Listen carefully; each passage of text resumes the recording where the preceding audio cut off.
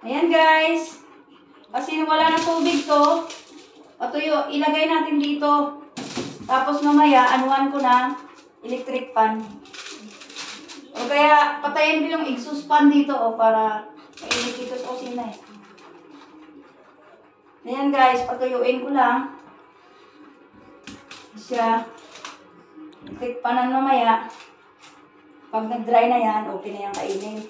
Tapos ilagay sa,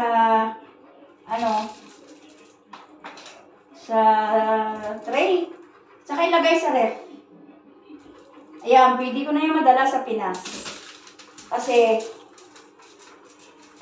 si Marta nangihingi ng ganito.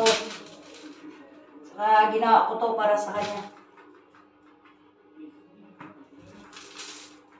Ilang minutes na? 56. Ayan guys, punuin ko to. Init pa.